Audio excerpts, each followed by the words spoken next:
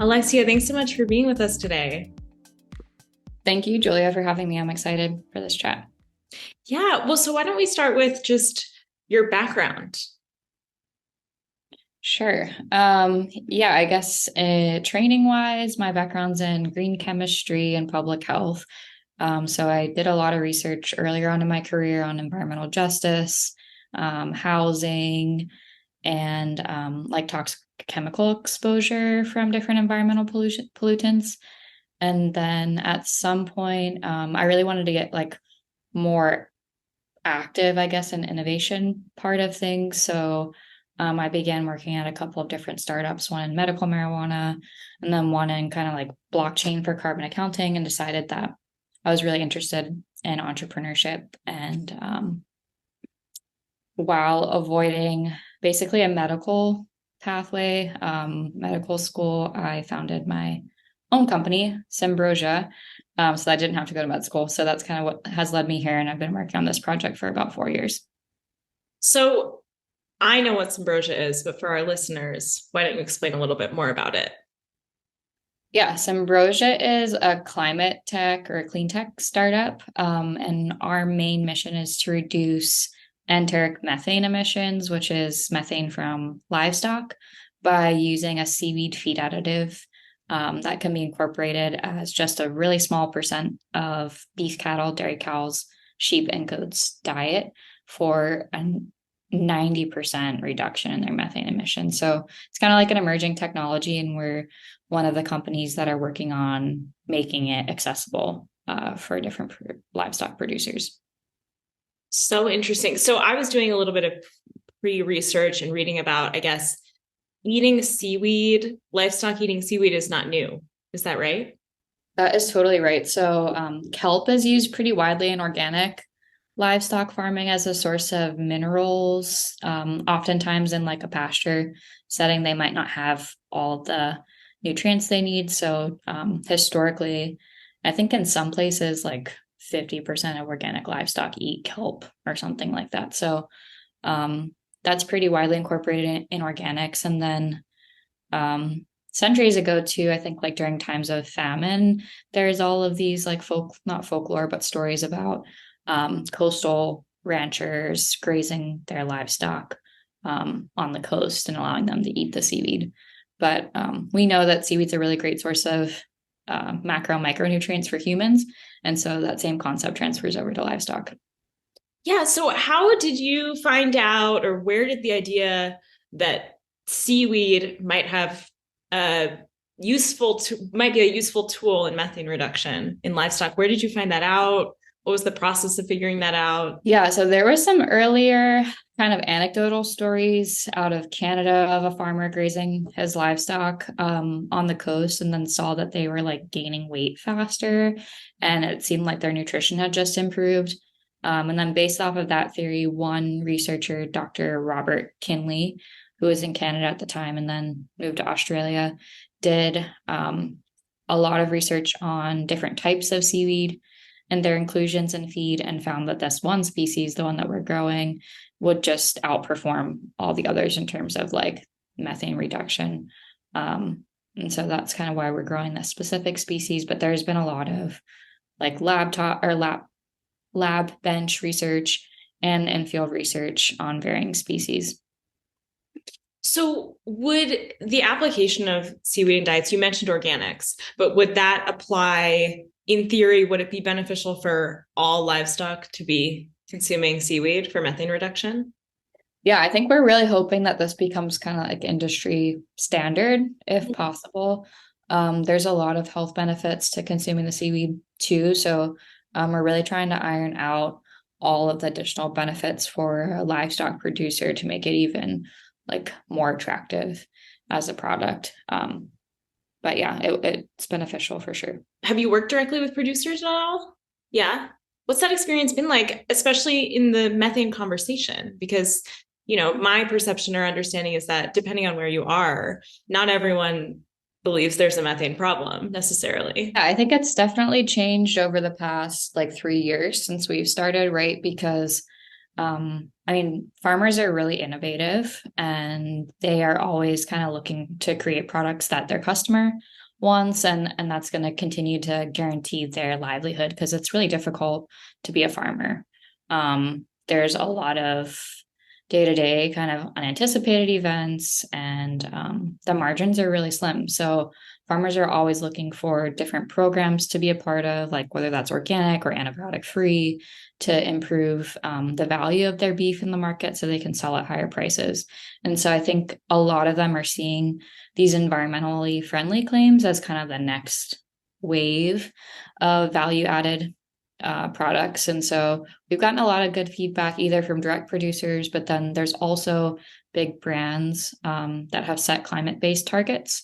And if they're a beef or dairy brand, they really need to tackle this source of emissions to meet those. So we also work directly with like consumer facing brands and help them within their supply chains to implement these products. Yeah, so Symbrosia did partner with Dannon, right? That's really cool. That's a ginormous Yeah, company. big lever. Yep. And then we're working with some other kind of cooler, not cooler, but cool like startup-y brands too. Neutral Foods Hmm. is like the first certified carbon neutral beef and dairy brand in grocery stores. And so currently they do use offsets on some of their products, but they're working with all of their producers to implement improved practices to reduce emissions. So our product's going to be one of those options. We actually just kicked off a trial with them in Colorado. And Wow. so, yeah, on a really amazing, like regenerative beef farm. So, yeah, it's a lot of exciting partnerships. There's a lot of really great things happening in terms of like the regenerative space and organics. So, it's a good community to be in. Ah. Yeah, well, so what has it been like for you, I guess, from your own perspective? Like what does livestock production look like ideally? Yeah, I think through this journey, I've gotten a lot more firsthand experience with the livestock industry. I think when you're used to like living in a city or not being around animals, and you are like environmentally conscious, there's a lot of narratives around livestock farming that kind of, I guess, really generalize and stereotype farming. So I think I've gained a lot more appreciation for the work that these folks have done and like for their efforts to improve their practices and maintain their land better and how they just feed all of us. So I think like with that knowledge, there's a lot of admirable operations out there that are using regenerative practices that have like very holistic land management plans that are introducing like year over year improvements in conservation efforts and work like hand in hand with local universities to measure soil carbon. Like there's a lot going on. Yeah. And so I think they're, increasingly finding those farms through our efforts, and I'm more inspired because there's a lot more of them than I thought there Yeah. were. Um, so yeah, I think that more local production is definitely like a big start. And I'm hoping that some of the studies around like consumers being more willing to pay for things that are more environmentally conscious actually hold up in the grocery store. Because I think it's easy to, talk about an industry, but when you go to the grocery store and you buy the cheaper option because organic's $1 more, like, the farmers are listening to the consumers. They can only do what we'll pay for. So I think that's a big part of it too. Totally. Yeah. Well, and I think thinking about Symbrosia and the mission in the broader scope of things is really important because when we talk about climate change and we talk about the biggest issues, methane is like the critical one to tackle because it has such a high warming potential and it's the easiest to get out of the environment because it doesn't stay there for that long, right? Is that correct? Yeah, you're totally on point. You explained Yes. that actually Yes. maybe better than I could. So Okay, fantastic. So, well, I just think about this a lot because we talk about what can we do for climate change, and everyone. I don't think people have a strong enough understanding of if we could tackle methane, we could make a huge dent in a short amount of time, and that's critical. Also, navigating the fact that I think in the food world, we're tackling climate change. We're also tackling animal welfare. There's like from a CFS perspective, for me personally, I mean, factory farming is devastating for all of these reasons. And we're tackling environmental destruction too. There's so many things to when you're in the food space pick, and it can get really overwhelming. And I think a lot of people often feel like, well, how can you work with the big industry? How do you work with that morally, ethically? What's that been like for you? I mean, it's been fun to have a seat at the table, because you can say some like off card or offhanded things and just see the reactions. But I think ultimately, right, anytime that we suggest something and industry thinks it's not feasible, it's because of the consumers, because Mm, they don't think the consumers care. They don't think the consumers are going to pay for it. And I know that it's like really capitalistic to think of like our individual decisions as being the be all see all of like the future, but it is tough when industry is like, we can't do that because no one's going to pay for it. So I think it's kind of like a chicken and the egg mhm. problem. But otherwise, they are in a position now where they've done a lot of their measuring around greenhouse gases and are looking for solutions to implement. So I think in that way too, it's been really collaborative. We've got to kind of work with some larger brands, and there'll be some announcements in the coming Mm. weeks about that they're introducing really great incentive programs in their supply chains to improve practices. So I think from the environmental side, this is kind of like the decade where we saw already like antibiotics usage really quickly kind of had this transformation in the industry. I think we're going to see the same thing happen with environmental claims and greenhouse gases. That's cool. That's a positive outlook I have not heard. So it's refreshing to hear. And another podcast guest that we talked to said, in what I'm kind of trying to allude to, there's so many issues. And sometimes basically they said, just pick one. Just pick one, focus on that one. If you try to do everything, essentially you'll do nothing. It's too paralyzing, it's too stressful. So I'm so intrigued by your project. And I guess, like, for you and your personal mission, just what does that feel like? And do you agree that pick one thing, focus on that? Do you agree with that idea? I think as someone who has like entrepreneurial spirit, one of my like main hurdles starting out was to just focus, because you want to do everything. But I think as you get deeper and you see more like success working on a specific project, all of the background noise, you kind of drown it out because you know that you're making tangible progress. You know that like you're doing important work, and doesn't matter kind of what else is happening because like yeah, you're on your track and that's all that you can do. I think similarly, like I have less appreciation for people who just point out all the Mm-hmm. things that are wrong Mm-hmm. when you're day in and day out actually working to fix things. So I think yeah, I think instead of just like talking about the million things that are wrong, focus on one thing and make an actual tangible improvement on that issue. I think that's a great piece of advice for a lot of people. Yeah. I've been thinking a lot about that too. Just we were at Expo West and there were lots of conversations, not so much about what to do, just a lot of conversations. And I think after a while, it does get kind of exhausting and draining because you're like, yes, but what are we supposed Right. to do? Right. And And, we all know all those things now, right. right? Like it's not like there's that much new information coming out in that spirit. Like we know how horrible this and these practices are. We know how horrible the plastics problem is. Um, that's great. I think a lot of people are educated now, so it's time to act. And that's kind of the natural next progression Yeah. Well, of being educated or yeah, informed. Yeah.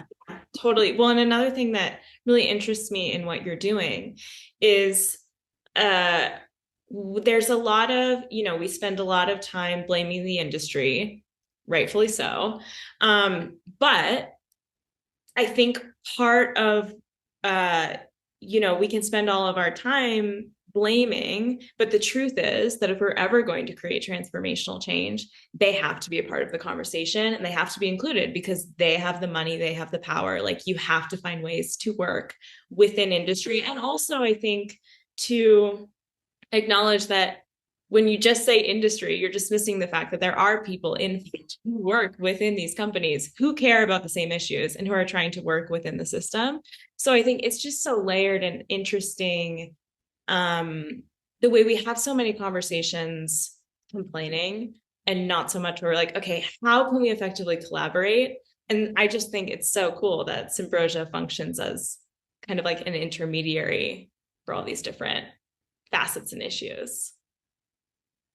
Yeah, it's been a really transformational experience for me having all these direct relationships with farmers because, yeah, to your point, I think it's easy to like blame an industry, but they're also the people that grow your food. So I don't know, what would you do without them? Are you going to grow all of the things that you buy at Whole Foods? Like, are you going to take on that responsibility? And I think too, I mean, you mentioned like animal welfare. I think learning about these farmers like personal experiences with their animals and like how intentional a lot of those experiences are um has been really transformational for me too. And like it's pretty emotional seeing like how much effort and care they put into those relationships. And so I think that's something too that's often like not discussed or brought to light. It's a lot of like the negativity. So in your ideal world, where do you see Symbrosia going? What do you see the impact of Symbrosia looking like? To your point where we get to kind of be in all these different spheres, I really hope that, I mean, I think seaweed's an amazing crop. There's so much potential in seaweed, and we're just getting started like in that whole sphere. It's so sustainable to grow. There's like no freshwater input. It's highly photosynthetic. It grows really quickly. So that's like one aspect. And I think that we have a role now because we have such a big research and development team to continue progressing on seaweed products. And then the other is, yeah, just kind of being this like intermingler within the livestock space where we are working with those really mission aligned brands to continue to bring change and like improve the use of this product. So I think that's one of the reasons why working on this solution in particular has been so interesting to me, is because we get to experience like these wildly different agricultural environments. But I don't know, I think company culture has also been a really big part of my mission. We do things a lot differently here, probably than at most places in terms of like equity in the workplace. And so I think that's been a pretty big leading driver of like me wanting to continue to grow this organization and expand our efforts too, is because I know we can like guarantee a lot of workplace like new workplace norms that should be pretty widespread but aren't. That's so interesting. Tell me more about that. So like one example, we have a complete salary transparency policy. So everyone in the organization knows how much everyone else is making at any times. Everyone knows how much I'm making. Everyone knows how much each other is making. I think that that's been a really great accountability mechanism, like mostly for us when we're hiring and managing folks. And we have had zero issues like internally as a result. But I know that other companies, it's pretty hush hush. Like people are even told not to talk about how much they make, or you're like left to speculate or wonder if you're being paid as much as the others around you. So I think like here in Hawaii and being a woman-led company too, right? You want to make sure that gender-wise you're getting paid the same, but then also if you're part of a certain race or ethnic group, also that you're being paid the same. Because I know in Hawaii there's usually a pretty big disparity between like management team and the rest of the employees that are local and working within companies here. And then other things. So we have like specific community-based like volunteer time off and efforts that we've kind of funded ourselves that relate mostly to like native seaweed practices and restoration. So making sure that while we're using a native crop, that we're also doing our part in like the cultural efforts that are happening here. Whereas like I know other companies in this space are not doing that. So I think, there's small things like that that seem pretty simple probably when I explain it, but are not industry norm at all and should be. Yeah. Are those both things that you implemented as CEO? Yeah. Yep. Mhm. I'd be curious to know, did something inspire that for you? Just have you worked in other environments where these things were not the case in terms of transparency and No specific event has inspired me. I think actually because I haven't worked in a corporate environment, probably it's easier for me to implement these things. I often see like folks coming out of a work environment that they didn't really like. Uh, they honestly have a tendency to like repeat it again because they don't know any better. So maybe they had a boss that was micromanaging or acted in a certain way, but subconsciously they'll continue to act in the same way. So I think one of the benefits about being naive and being young is that I don't have as much of that kind of already ingrained in me. And so I'm kind of just like, why not? Why wouldn't we yeah. do Yeah. this? We'll figure it out as we go. Yeah, that's entrepreneurial too. I think also what interests me about Symbrosia too is in that same vein.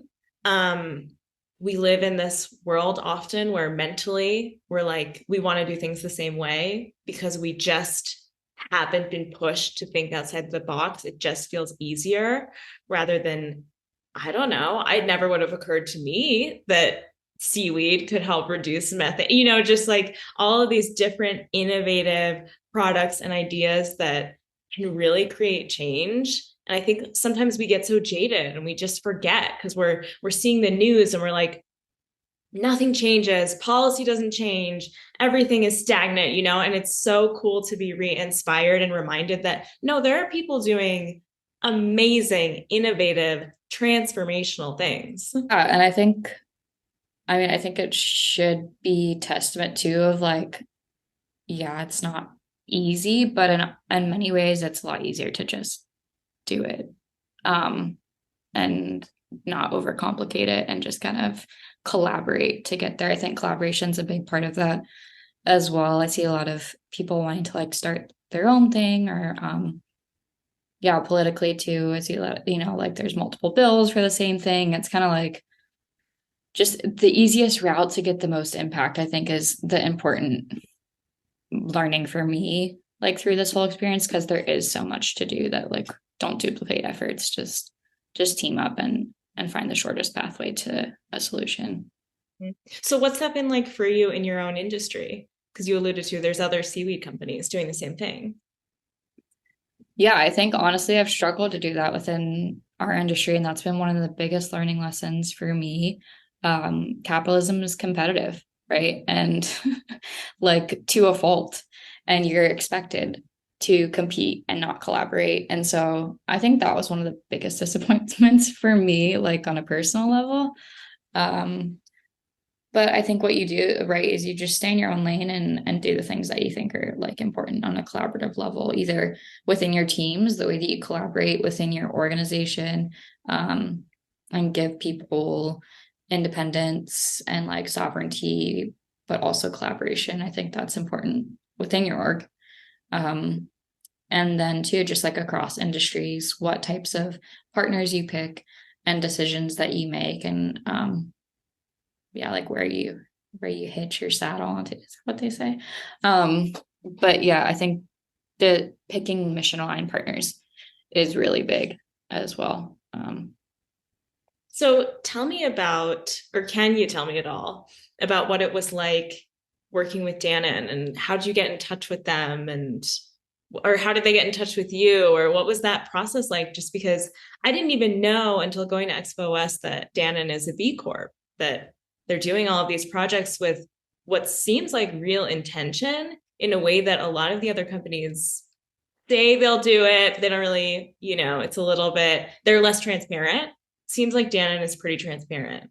I think there's like heightened risk almost for corporations now in this space because there's been a lot of lawsuits recently on companies that are claiming to do environmental things and not.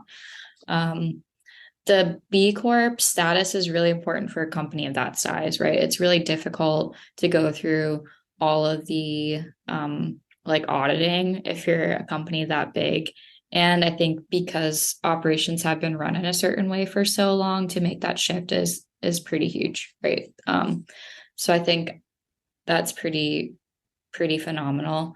We received investment from their investment team, which is responsible for kind of figuring out how they're going to meet their goals. And so Dannon set a climate-based target to reduce their greenhouse gas emissions over the next decade and through 2050. And so we're kind of like one of the solutions that they're hoping to use to meet those goals, which is really great because you kind of need industry to invest in this field because obviously they're going to benefit the most from it and their farmers are going to be using the product. So I think having corporations that put their money where their mouth is and help inspire innovation within their industry without like just acquiring it or like doing it themselves, I think is a really good model. So they're one of the only like larger beef or dairy corporations like that that has a specific investment arm for innovation investments. Cool. Another thing that came up for me, I do have a question for you. It's like a food safety question, and I do want to talk more about you, but when it comes to seaweed, I'm just curious because I think seaweed is really cool. It does have so much promise for so many different things. And it was all over Expo West. I mean, there's so many seaweed products, seaweed infused water, seaweed infused just so many things. And I did ask one person there this question and they didn't really have an answer for me. So I'm just wondering, I guess, from a food safety lens, like what do you know about microplastics and seaweed in the ocean? Yeah, how do you manage that? What's that look like? Should we be concerned about it? Yeah. Yeah, I mean, there's microplastics everywhere, right? Um, in terms of our production, we produce in land-based environment and we filter our water Oh. pretty well. So we haven't visually seen any microplastics like under the microscope in our product. I know that in the ocean water here off of Hawaii, there's been like some students that have done microplastic studies. Obviously, there's microplastics in the water. I don't think that, I mean, I'm guessing if it can break the barrier of the placenta, that it'll be able to break the plant cell barrier. But I haven't actually, maybe not. I haven't seen any studies confirming that there's microplastic in plant tissue. Yeah. I'm not sure if you have, but if there is, then it's totally in seaweed. But like microscopically, we don't ever see any Yeah. microplastics at the cell level. Hmm. Interesting. Yeah. I guess it is sort of new still too. So I'm sure we'll find out more later, but yeah, interesting. Yeah, I know that depending on the seaweed product too, there's like different cleaning and like sifting mechanisms that are used. But that's really to probably pick up bigger debris. Um, yeah, no, there's microplastic everywhere. There is. There So is. I don't think that eating seaweed or not eating seaweed is going to keep you any more or less Totally. safe. Totally. Totally. I just thought about it just because the ocean, has a lot of microplastics in it. But let's circle back. Did you found Symbrosia? Okay. So then where, what was that process like? How did you get involved in it, in the idea of seaweed and methane as an entrepreneurial venture? Yeah, I applied for a really small grant while I was in school. I don't remember if it was like $300 or $500, but I was at the public health school and the grant was at the environment school. And when I got awarded it, I was kind of like blown away because the environment school at Yale is like so prestigious and they're like really on their, sorry for anyone at Yale who's listening, they're really on their high horses about it. And so like for me and the like not as well funded public health school to get one of their grants. So I was like, okay, this is like really good validation that this is a good idea. And then that's kind of really haven't looked back since then. Obviously, there's been a lot of change and movement and iteration and learnings, but you need those to kind of get more stable in the direction of your project. So in the beginning, it was a lot of long hours. I just remember that I was doing my master's and that at the same time. But it was so rewarding that you almost don't notice it when you're so passionate about something that you're working on. But yeah, and moving the project out here just really accelerated all of our research. And we are part of an accelerator program in Kona and Hawaii. So yeah, it's been great to be part of the community out here because there's a lot of aquaculture and agriculture knowledge. So it's been really rewarding. But so even before you applied for that grant, did this was there wasn't that much research on seaweed and methane, was there?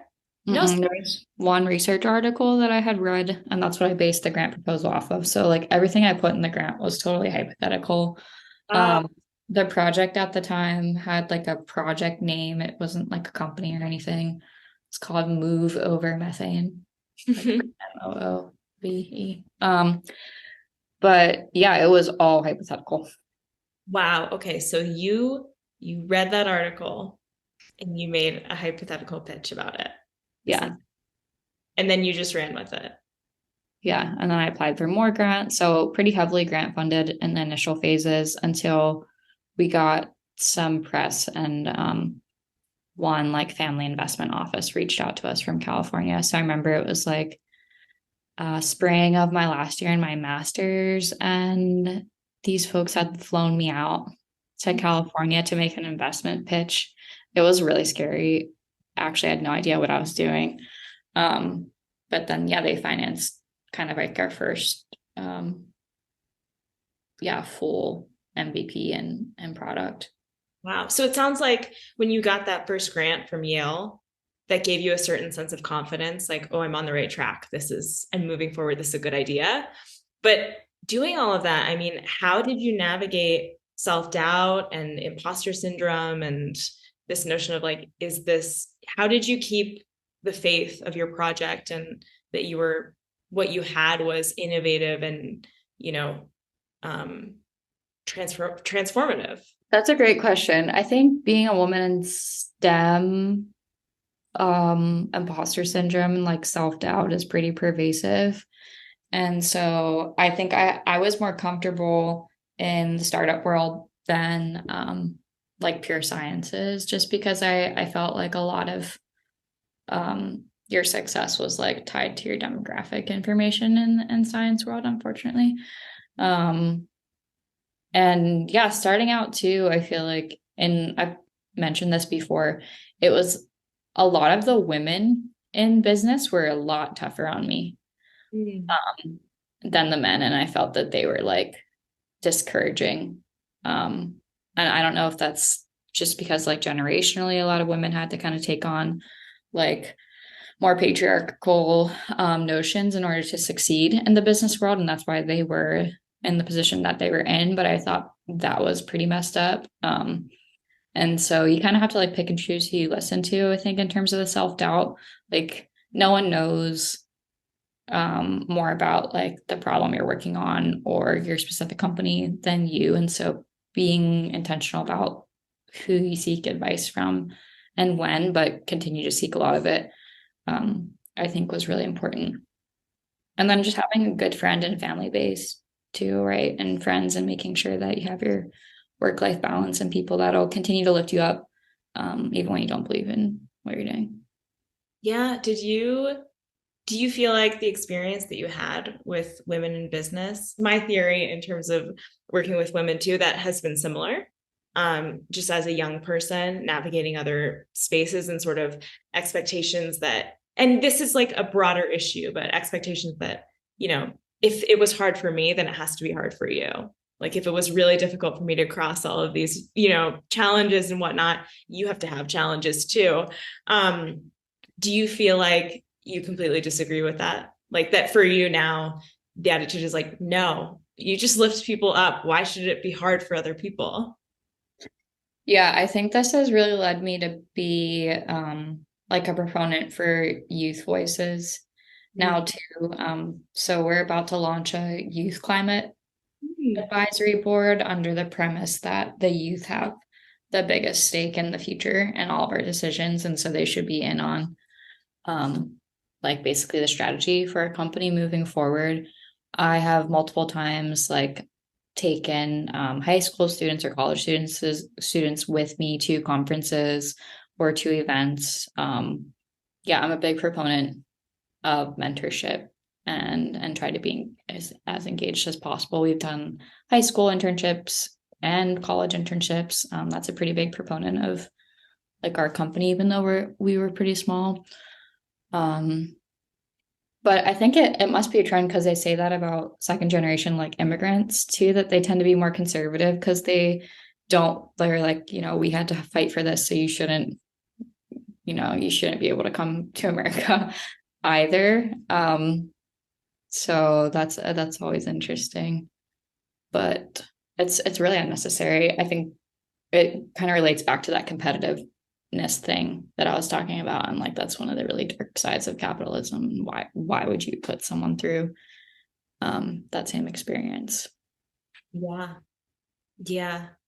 That's so cool. A youth advisory board. That's so cool. That makes me think too in terms of what it must be like working with producers, because I think the average age of a farmer in the US is like mid 50s, maybe. It's probably older than that. I think it's Probably 65. older. Yeah. Yeah, 65. I was like 56, 65, something like that. Yeah. Yeah, I'm curious about what, you know, a 65-year-old rancher's perception would be of the role of the youth in agriculture moving forward. I don't know if you have an answer, but do you have any perceptions? I think it's pretty well known now that they need more youth in the industry, and yeah, there are a number of different efforts in trying to keep folks within their family operations, Mm. but or get the other issues getting people land, right? Because the cost of land has gone up so much. So someone who is like our age and is interested in becoming a farmer, the barriers that are there are pretty extensive. Um, and so I know that there are different programs working to get more youth on arable land so they can farm. But I think it's a generational thing too, right? Ranching or like farming is very multi-generational, and probably traditionally you don't take on that role until it's given to you by your elder. And so I think that's probably something to think about as well. But again, farming's not that like it's not Yeah. that profitable. So that's probably another big reason why there are not that many folks staying Yeah. um, in that business. Yeah. Well, so did you have any mentors? Funds, yeah. um, yeah, I think one of the most important things for me was just like recognizing what I don't know and going to ask someone who does. I started this when I was like 23, so I didn't have that much experience, and I knew I needed to learn a lot quickly. Um, and I know, like, obviously, we have our own failures, and we try to fail quickly and learn from them, but like just to try to not fail as frequently and as quickly by seeking advice of others, I think was a big saving grace for like us getting to this point. So yeah, as a scientist too, it's like you never speak on something that you don't know about. And I think I carried that into business as well, which is non-traditional too, Yeah. because there's a lot of right filling in the like soft lying, I guess. I don't know what you would call that, but that's definitely not one of my the ways that I operate. Yeah. Yeah. Well, just in thinking again about intergenerational stuff, another thing that's come up a lot on the podcast is this great need for intergenerational interaction. So this understanding, there is the you should work as hard as I did kind of perception from older generations, and also a sense of, I think what we've noticed a lot is older generations don't necessarily feel as respected anymore, or maybe that was always true. I don't know. I can only know in this reality, but and then there are younger people who are like, I don't want to do things your way. Like, what's the wisdom you have to offer? And kind of like figuring out how to bridge the fact that older generations have a lot of wisdom to offer and younger generations have a lot of innovation and newness to offer. And like, how do you bridge those things together and create something amazing, in collaboration? Which is why I'm interested to hear about mentorship too on both ends for you, because they're equally important. Yeah, I mean, I guess first step is you need to find people that are willing to participate in that dialogue on either end.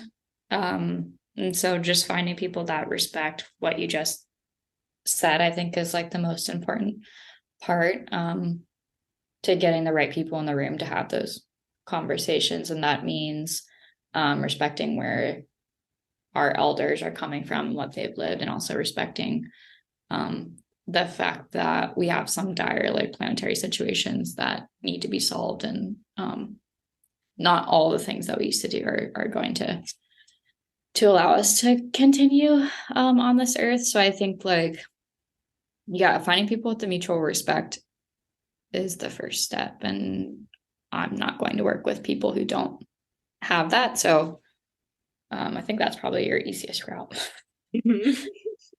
there. And yeah, we don't have time to convert everyone, right? Like, honestly, I do think that this might be a little bit overlooked. I think that we do have a little bit of a role in people that are in our direct family.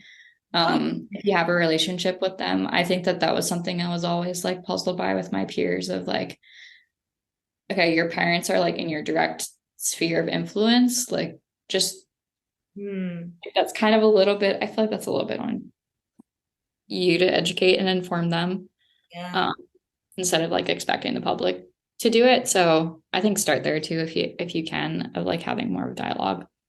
I think that's a great tip. Yeah.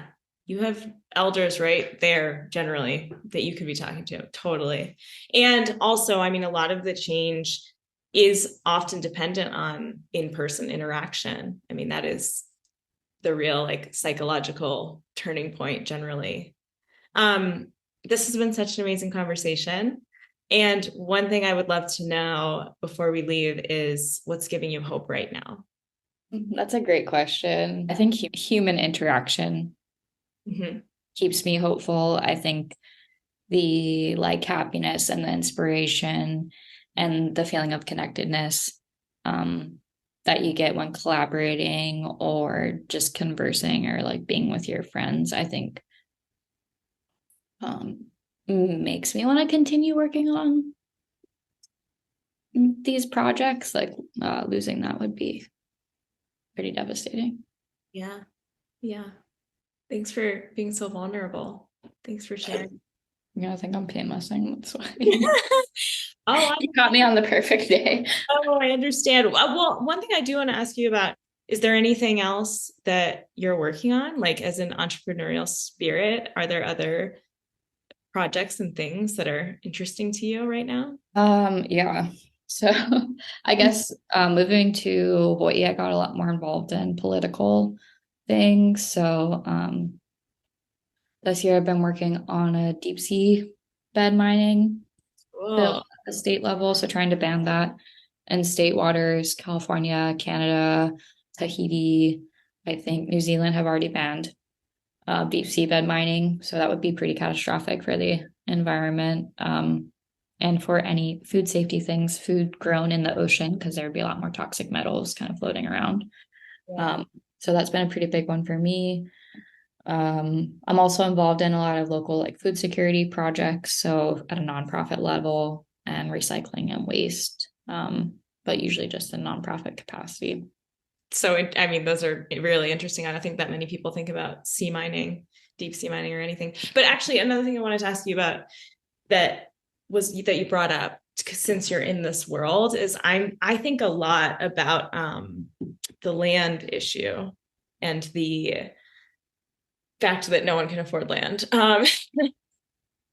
So From what I understand, there's actually a lot of startups doing really cool things to help facilitate getting capital. Mm. And I was just wondering if you knew about any of those. I know there's a few loan companies that I've been looking at that have helped a lot of like small business farming entities to expand their capacity or to help people get started. And then there's a lot of youth land programs, I think, recognizing what you said. But I've yet to see like the USDA really get behind Yeah. any of this, which I think would be important. And then obviously there's like the issue of Bill Gates and a lot of like big tech and these other apps where they're buying up farmland because they think it's a good investment and not doing anything on it, or like gentleman ranching where you buy large swaths of land designated as ag and put two cows on it. So that's an issue as well. I think big tech has had a lot to do with land access, and not just because they're buying up land, but I think because they've like tilted land values so greatly in cities in particular, right? And have really gentrified a lot of areas, and a lot of Hawaii is a great example. The median household price has like almost tripled over the past couple of years because so many techies moving here during COVID. So yeah, I think they should take more responsibility for the crisis really that has occurred. And obviously the USDA has still a long ways to go in supporting that, but Yeah. I think there should be more regulation. Yeah. Well, thank you. Thanks for answering all my questions. Thanks for your time. Thank you. You had a great time interviewing. Thank you, Julia.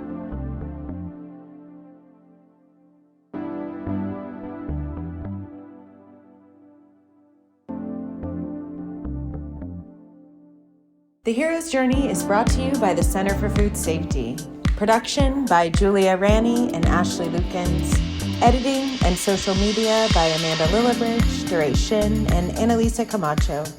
Theme song by Walker Lukens and Adam Mason, and audio engineering by Adam Mason. You can find us across all podcast platforms and follow us at Center for Food Safety on Instagram, YouTube, and Facebook, and CFS True Food on Twitter. We're on the web at theheroesjourneypodcast.com. Do you have a hero you'd like to see on the podcast? Fill out the form in the show notes or email us at theheroesjourneypod@gmail.com. If you enjoyed this podcast, like and subscribe, and make sure you'll never miss an episode. We'll see